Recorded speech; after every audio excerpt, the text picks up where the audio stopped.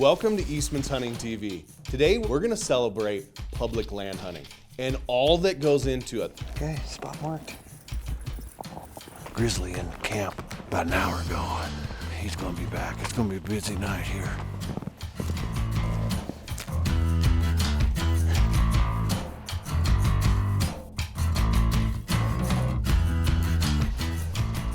$374. He's warm. We were watching him. He bedded shortly after we got up here. We're kind of stuck in this position. As you can see, it's a complete whiteout snowstorm right now. Effort pays off. We're 1,000,000 miles from our camp right now.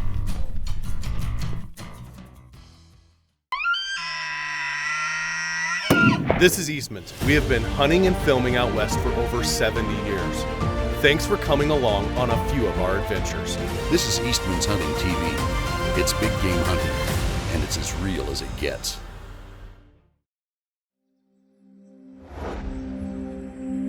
Welcome to Eastmans Hunting TV. I'm your host, Ike Eastman. Today we're going to take a little bit of a different approach to hunting. We're going to celebrate all of the things that public land hunting has. The ups, the downs, the trials, the tribulations, all of it.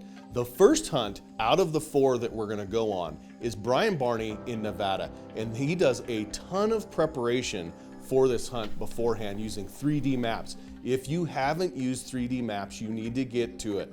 These are unbelievable tools to get yourself in an area beforehand before you actually put your boots on.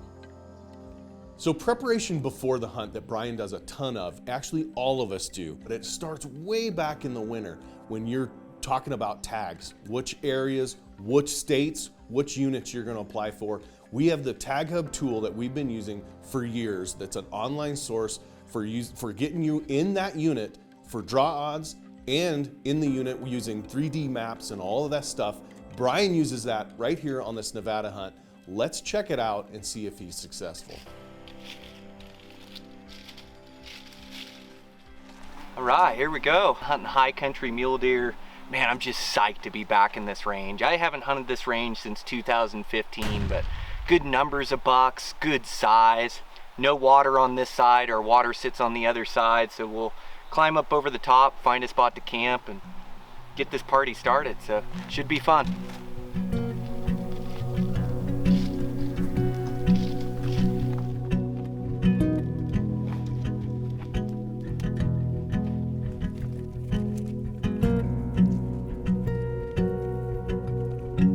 That thing was a grind to get in here, man, oh man. It was 3,600 feet of elevation. I don't know the miles yet, probably only 6 miles, but just straight up cliffy stuff. But we made it. We made our campsite. We're sitting really good. We're about out of water now, so we're gonna go roll over and find water in this spring and fill up. This spring, this is the lifeblood of the backcountry. This is the only reason we can be in here. We're above 10,000 feet. There's no other water sources around, and we've got this little spring that trickles out of the mountain, and it's down off the ridge. You can't see it or glass it from anywhere. I just found it one year being in here, but it gives us a real niche in the mountains. Nobody else can be in here and live for days on end and chase these bucks that live in here. And so we're set for the trip. We're stoked.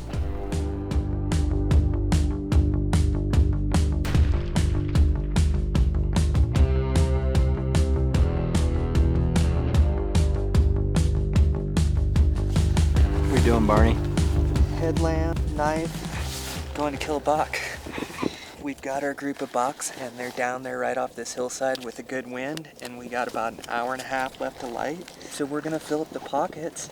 We're gonna go kill one of those things.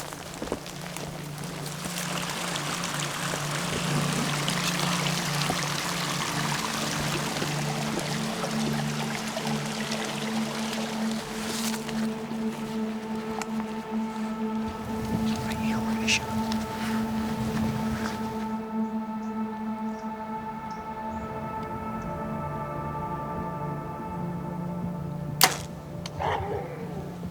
He's done. You double lunged him. He's done.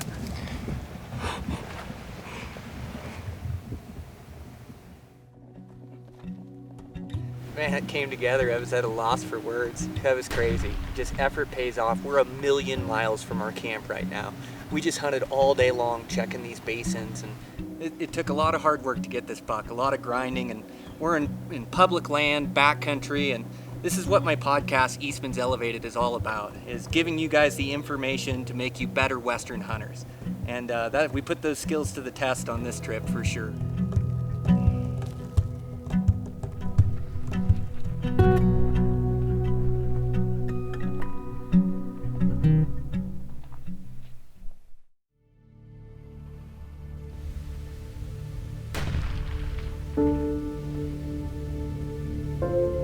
Found some elk. Thanks for sticking with us. This next hunt is Brandon Mason on an elk hunt that is DIY public land. So let's go along with Brandon as he tries to stick one with a sharp stick.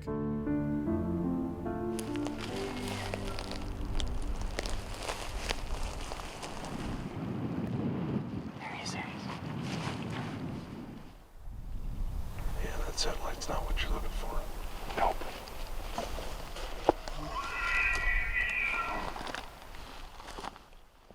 Brandon used TagHub as a research tool that allowed him to get in an area that he could hunt archery, and then if unsuccessful there, could come back with a rifle and hopefully be successful in the field.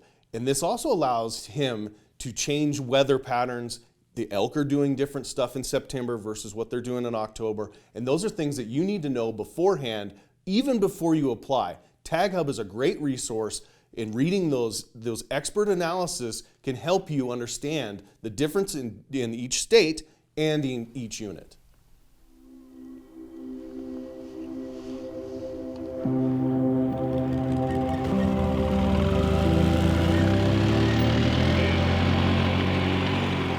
We're back, 14th of October. As you can see, it looks a little different than the last time we were out here.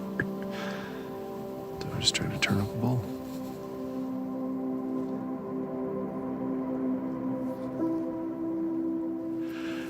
You know, we were just randomly glassing and we saw a decent bull by himself the next ridge over. There's a 2-track down here. We're gonna hike up the ridge, hopefully get up there quietly. We should be thinking like 350 yards from him. Stay tuned. He's got short thirds, and I think his fifths may be a little busted off or something, but his beam length is good, his fronts are good, his whale tails are huge. He's a good looking bull, especially for late season. So we're across the ridge, or across the canyon from this bull. We were watching him. He bedded shortly after we got up here.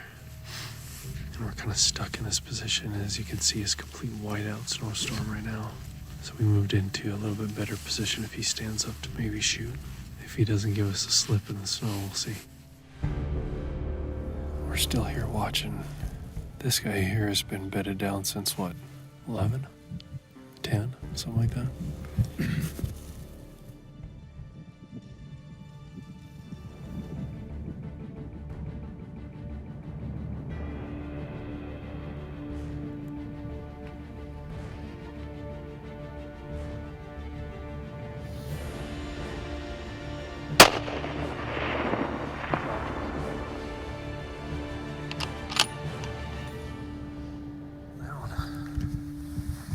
Fell hard. I mean, he slid all the way down.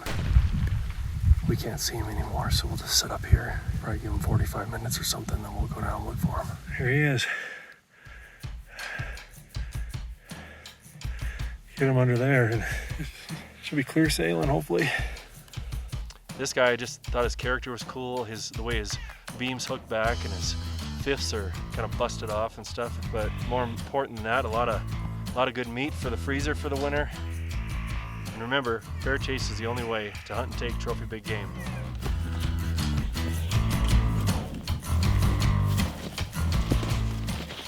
Day after, I even got the head. Beautiful day today. Couldn't ask for a better day.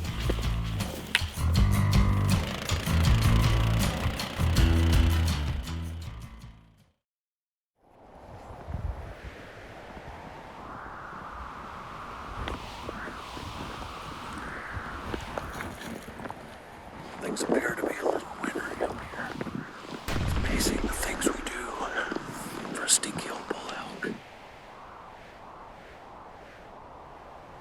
Welcome back to Eastmans. I'm Ike Eastman.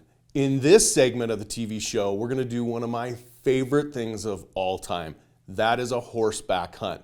Now, Guy uses one of our friends, Ryan Lakovich, on this hunt. Let me explain why you could possibly think about using an outfitter. I would say if you're gonna go into the backcountry, into the wilderness, use somebody that's done it before, has the gear and all the worries. One of the things about using an outfitter is let them worry about the bears, let them worry about the tents, let them worry about the stock, let them worry about when the animal's on the ground, how you're gonna get it to the meat processor without spoilage. Let them worry about the caliber of bulls. So you may consider using an outfitter, especially on one of these lifetime, once in a lifetime type hunts. When you're researching, keep that in mind. Am I gonna use an outfitter? Do I have the equipment? Do I have the ability? Let them worry about it if you don't.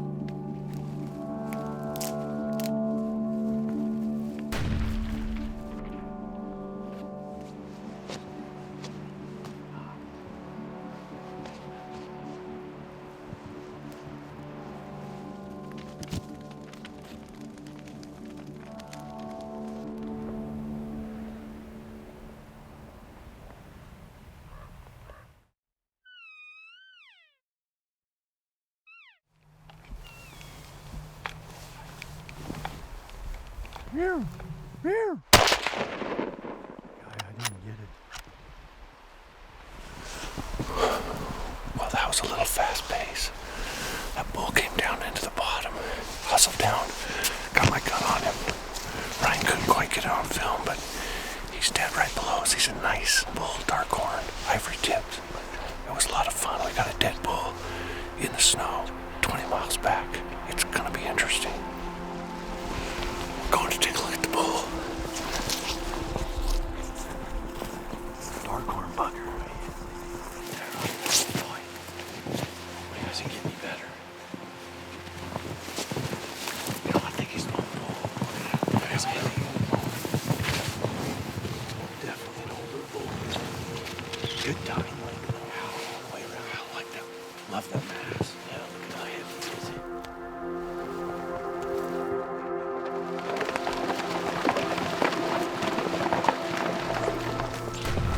Headed to the meat bowl. There's a situation. We got a humpback grizzly in camp about an hour ago. Dogs ate on him pretty good, run him out, but now that we got a bull elk, he's gonna be back. It's gonna be a busy night here. So we're gonna get the bull up in the meat pole. The bears can't get to him.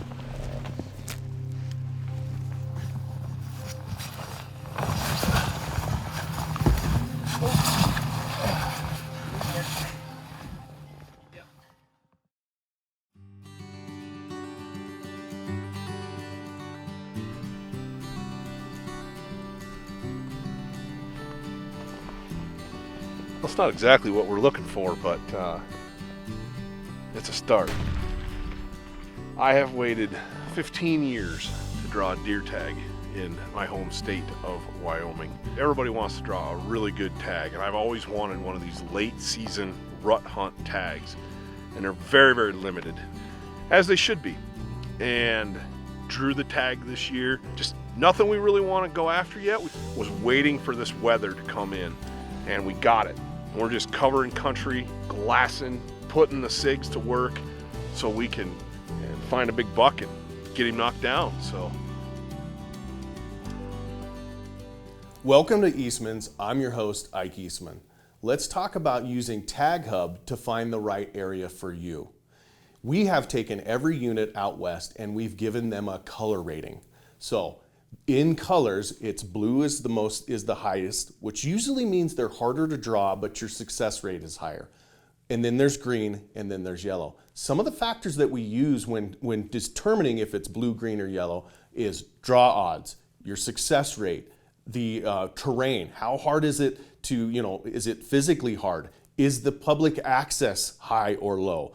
Some of those things, as well as trophy potential. We've gone through the Boone and Crockett list and actually rated, okay, is there a trophy potential in this unit, or is it a lower grade, a higher grade? And that's how they determine if it's blue, green, or yellow. Now let's go along with Todd Helms, our managing editor, as he drew one of these blue chip units and see if he can close the distance on one of these beautiful Wyoming rutting mule deer. Seeing lots of tracks today. Big time deer movement yesterday afternoon before the storm hit. We've seen a lot of deer. We just haven't seen much for bucks today. We're exploring a new part of the unit we haven't been into yet. Just covering country. That's kind of the name of the game on these late season migration hunts.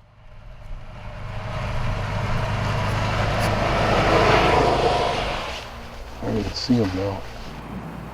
He's past his ears. Yeah, he's all deep forks. He's close to 180. Right there. 374. Yeah. He's warm. Well, we're just waiting now.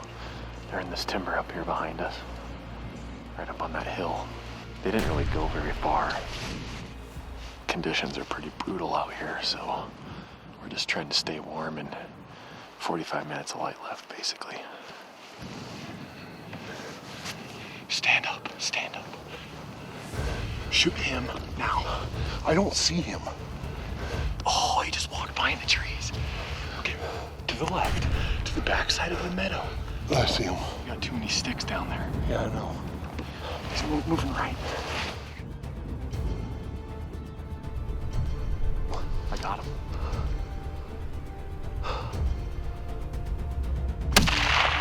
You got him! He's down. Reload. Get high. He hasn't moved a muscle. Oh my gosh, with 3 minutes to spare. We got 3 minutes to spare. He's down, he hasn't moved. I got him. Holy smokes. Dan was super patient with me. I was struggling to see that deer. Hopefully he's down for the count. Wow. Better than I thought, Todd. Better than I thought. Oh man, look at that buck. Thanks for joining us today. It was a lot of fun going along with these guys and seeing their successful hunt. Remember, Eastmans TagHub is the original source for Western big game tag success. We've been doing it longer than anybody, over 35 years. So check it out, eastmans.com, and look at TagHub, become a member, and you too can have these research tools that all these guys are using out west to be successful, to take that once-in-a-lifetime trophy. Always wanted to hunt mule deer in the rut.